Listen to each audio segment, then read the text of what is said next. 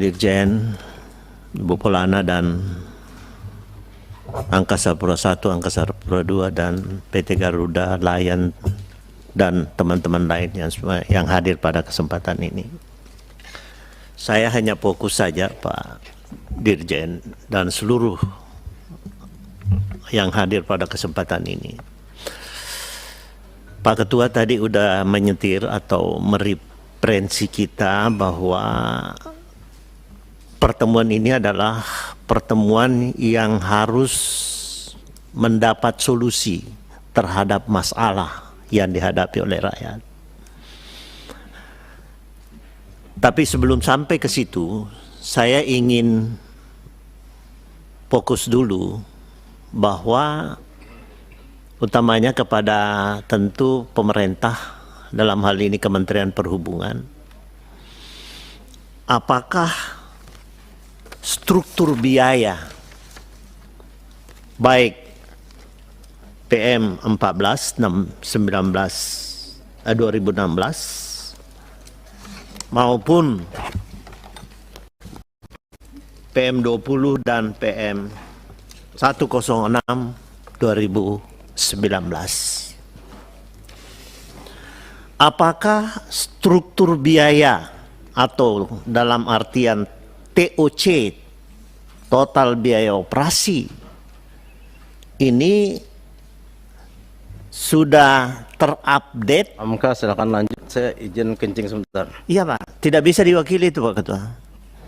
Kalau di sini saya bisa wakili. Pak Ketua, 5 menit ya.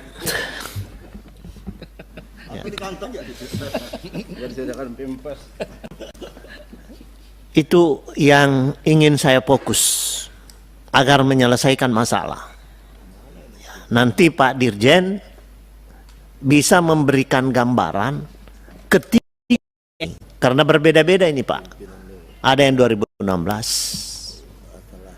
Karena di situ juga sudah diatur seluruh cost structure, sehingga ditetapkan suatu batas atas dan batas bawah.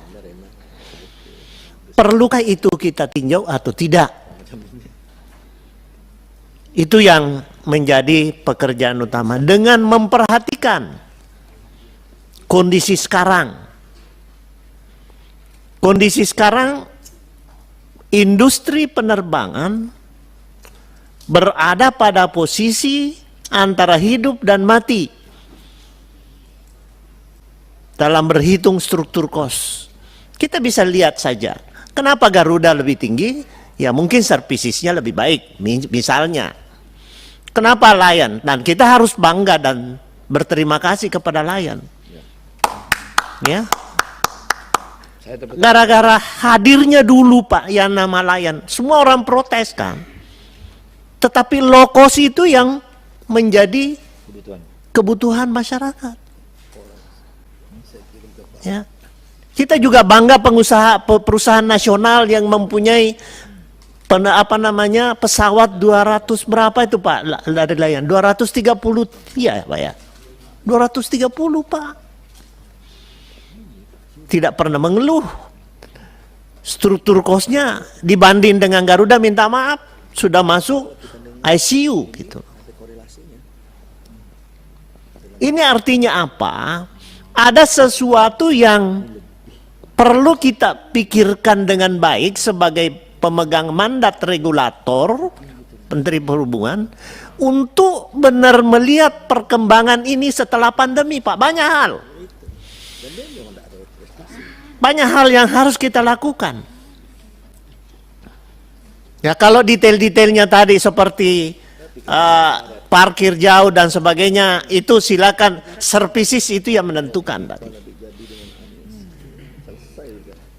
Yang ingin saya sampaikan di sini, saya tujukan kepada pemerintah, mengevaluasi semua industri penerbangan, maskapai-maskapai yang ada sekarang ini, kenapa bisa pesawatnya itu tidak bisa terbang full, misalnya. Saya bilang, kenapa kadang-kadang, saya ini pencinta batik Pak. Ya. Ya. Karena saya diberi privilege dari batik. Mohon maaf. Kalian. Ya. Maksud saya gini, Pak. Apa maksudnya ini, Pak? Saya membandingkan antara perusahaan negara yang bergerak di BUMN dengan swasta, manajemennya seperti apa, kok eksis gitu loh. Walaupun sebenarnya dikatakan tadi bisa menutup di sana untung, di sini rugi, saling menutup. Misalnya seperti kargonya mungkin untung, penumpangnya rugi, itu bisa ditutup. Ini dua hal yang perlu kita cermati dari sisi regulator untuk menerbitkan lagi suatu PM yang benar-benar dibutuhkan untuk mengantisipasi hal-hal ini. Gitu loh. Ada Sriwijaya lagi, ada yang kecil-kecil. Saya juga tidak tahu Sriwijaya mau kemana bisnis plan-nya lagi nanti. Sisa berapa sih pesawatnya? Semakin banyak pesawat terbang, semakin competitiveness-nya tinggi, semakin bagus buat kepentingan rakyat. Jangan seperti Garuda misalnya, ya. Yang paling mahal itu adalah Garuda, ya oke. Saya kasih tahu Pak Bakri, 1,3 ke Jambi itu lebih murah daripada jalan kaki. Ya. Maksud saya gini Pak, industri penerbangan ini kita harus manage, kita harus atur dengan baik. Pemerintah punya gawe nih.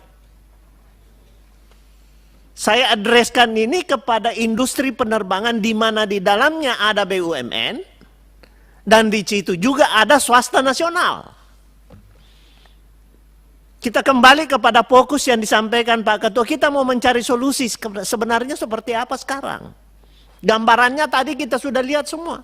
Saya ini sudah bongkar semuanya Pak. Saya tidak tahu memulai dari mana dulu.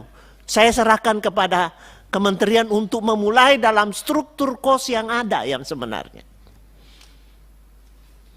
Barulah kita masuk pada struktur kos yang terkecil. Lari kepada services. Tentu gawenya Angkasa Pura 1 dan 2. Di mana dapat pembiayaan di situ hanya 0,68 kan di dalam struktur itu tadi. Nah, oleh karena itu perlu kita pikirkan dengan baik Pak Dirjen ya untuk memberikan. Kalau misalnya pemerintah harus mensubsidi, apa yang harus disubsidi gitu loh. Apa yang harus di sini kita ngomongin secara politis. Kita dukung dalam merecovery industri penerbangan mencapai pada titik yang optimal. Tadi kalau saya tidak salah baru secara rata-rata 50 sekian persen ya dari Angkasa Pura ya Pak ya penerbangannya. Itu berakibat juga ke Angkasa Pura kalau cuma segitu. Average cost-nya juga pasti tidak bisa nutup. Jadi ini yang harus kita pikirkan dulu Pak. Mulai dari kita harus pelihara perusahaan penerbangan atau industri penerbangan nasional kita. Tetapi yang kecil-kecil jangan juga dibiarkan mati. Saya kasihan juga melihat Sriwijaya, melihat ya mudah-mudahan masih bisa hidup. Nah ini yang saya harapkan ada solusi di tempat ini. Terkait dengan aspek pelayanan, tentu dari sisi operator tentu juga dari Angkasa Pura. Angkasa Pura kalau saya tidak salah saya sampaikan tadi hanya 0,86 atau 0, berapa itu struktur biayanya 0,61 ya Pak ya. Di situ jasa bandar udara, nah benar gitu ya Pak ya. Ya, jasa bandar udara 0,61. Itu juga semua termasuk di dalam harga jual tiket, harga beli bagi pemakai angkutan. Jadi harusnya diberikan pelayanan juga yang baik. Karena cost structure dari tiket itu kan ada di situ Pak. Ya. Nah, oleh karena itu banyak hal sebenarnya yang harus kita kaji dulu untuk merecovery kembali semua ini. Apakah pemerintah berpikir untuk memberikan stimulan, untuk memberikan injeksi, atau PMN? Tadi Ibu Polana sudah minta PMN. Angkasa Pura I saya anjurkan juga untuk PMN untuk menyelesaikan Angkasa Pura I di Makassar, Pak. Jadi pandangannya tidak baik, mangkrak, barangkali sudah habis uangnya barangkali, Pak, ya, gara-gara COVID. Angkasa Pura I belum berlanjut juga. Ya. Nah, itu semua yang harus kita recovery. Saya minta maaf, saya di Badan Anggaran tiap tahun itu kita berikan PMN, Pak, kepada perusahaan-perusahaan BUMN. Waktunya sekarang untuk bisa dilakukan. Apakah itu Angkasa Pura, apa itu Airnav, dan sebagainya. Bahkan perusahaan swasta nasional pun harus kita pikirkan. Kemarin, Pak, kami sudah mencoba mengutak-atik anggaran untuk 2023.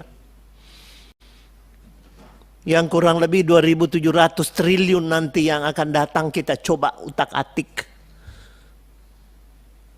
Sampai sejauh mana kira-kira bisa merecovery semua ini. Jadi address saya ini hanya kepada pemerintah untuk bisa menyusun kembali bagaimana merecovery industri penerbangan kita akibat pandemi COVID-19. Adakah stimulus yang harus kita berikan kepada mereka? Sehingga apa? Pelayanannya tetap berjalan. Kalau persaingan harga, saya kira semakin banyak penerbangan, semakin untung rakyat, Pak. Coba kalau Garuda dulu tidak ada yang namanya layan, Pak. Tidak pernah menikmati orang tarif angkutan 700.000 dari Makassar ke Jakarta, tidak pernah. Berarti manajemennya bagus tuh. Tidak usah saya cerita Garuda, saya sudah tamat, Pak, sudah khatam. Sisa kita tunggu bagaimana recovery-nya. Ya. Kita juga sudah paham semua itu, makanya saya tidak mau bicara. Tetapi yang lagi-lagi saya katakan adalah kewajiban pemerintah dalam hal ini Kementerian Perhubungan untuk mencari solusi. Apakah bisa ditinjau PM-nya itu untuk memberikan stimulan. Ada PEN, Pak, ada dana PEN. Di mana? Itu bisa kita manfaatkan untuk merecover ini. Coba tanya semua penerbangan, pasti katakan rugi. Pasti. Kan berpikir juga kalau dia terbangkan misalnya batik. Pasti dia tidak terbangkan semua dulu pesawatnya kalau saya tidak salah ya, Pak, ya. Hitung-hitung dulu kalau terbang semua biayanya berapa. Sehingga terjadilah delay. Saya delaynya luar biasa juga. Setahu saya batik dulu-dulu tidak pernah, jarang delay. Sekarang karena pesawatnya dikurangi, tentu juga operasionalnya pasti bertambah kalau ditambah. Inilah yang saya maksudkan ini untuk merecovery industri penerbangan ini, Pak Dirjen. Mumpun semua ada di sini, kita suarakan di sini, karena seperti apa yang disampaikan Pak Ketua, kita mencari solusi. Apalagi struktur kos yang paling tinggi adalah bahan bakar. Kita tahu bagaimana dolar naik, bagaimana krisis energi yang ke depan. Itu harus diantisipasi, Pak. Jangan PM-nya hanya begini-begini saja, tidak ada semacam suatu subsidi yang diberikan kepada mereka. Coba kita lihat bagaimana krisis energi di luar sudah terjadi. Kita masih bagus, Pak. Pertamax tidak naik, Pertalite tidak naik. Apa konsekuensinya Pertalite tidak hadir, Pak? Kemarin kita harus tambah 423 triliun, di mana di dalamnya 370 untuk Pertamina. 370 triliun untuk Pertamina. Hanya menyetop bagaimana Pertalite itu tidak naik. Coba bayangkan itu, Pak. Pertama juga kalau kita mau lihat harga keekonomiannya, lihat pompa bensin yang lain. 16.000. Kos yang paling tinggi di dalam penerbangan kan aftur, Pak. Itu terjadi kenaikan. Dan krisis ke depan pasti terjadi. Jangan main-main, Pak, nanti krisis-krisis energi ini luar biasa. Kita menghadapi dua krisis. Krisis energi dan krisis pangan. Implikasinya kepada penerbangan krisis energi itu. Ini yang saya harapkan kepada pemerintah. Saya tidak address kepada maskapai. Saya address ke pemerintah karena pemerintah hadir di sini. Dan memang di bawah koordinasi Kementerian Perhubungan. Coba susun. Ini lembaga politik, Pak. Dan lembaga yang bisa memutuskan. Karena fungsi yang namanya DPR, fungsi budgeting sementara kami proses. Dan fungsi pengawasan dan legislasi. Saya benar-benar, Pak, saya sudah 2 periode di Badan Anggaran, sedih melihatnya. Kadang-kadang bagaimana keadaan ini tidak menentu, belum lagi ke depan kita belum tahu kemana. Nah, untuk mengantisipasi semua itu saya berharap bahwa coba kita tinjau PM-PM yang sudah dikeluarkan oleh pemerintah, bikin stimulus tertentu untuk mendukung bagaimana recovery industri penerbangan di Indonesia secara keseluruhan. Saya titip juga kepada Angkasa Pura, satu, tiap minggu saya balik di Makassar, Pak. Pemandangannya sangat tidak bagus kelihatan. Bapak mau mengoptimalkan servisisnya juga tidak mungkin. Karena masih ada proses pembangunan yang harus segera diselesaikan. Saya dengar juga sudah mengajukan PMN melalui BUMN. Saya kira itu langkah yang tepat untuk mengantisipasi secepat mungkin. Saya kira demikian. Ibu Polana juga saya dengar tadi. Ya, nanti saya jagain di sana apa ada usulannya Ibu Polana nih. Saya kira itu saja, Pak Ketua. Hari ini harus kita mencari kesimpulan, ya. Di mana titik kesimpulan yang ingin saya katakan, pemerintah harus melakukan subsidi, melakukan bantuan untuk merecovery kaitannya dengan PEN nanti ke depan. Ini yang bisa saya sampaikan Bapak dan Ibu sekalian. Saya tidak terlalu detail karena saya tidak tahu memulai dari mana, terlalu banyak bahan. Maka saya addressnya adalah ke pemerintah karena kunci struktur kosnya itu yang lebih penting.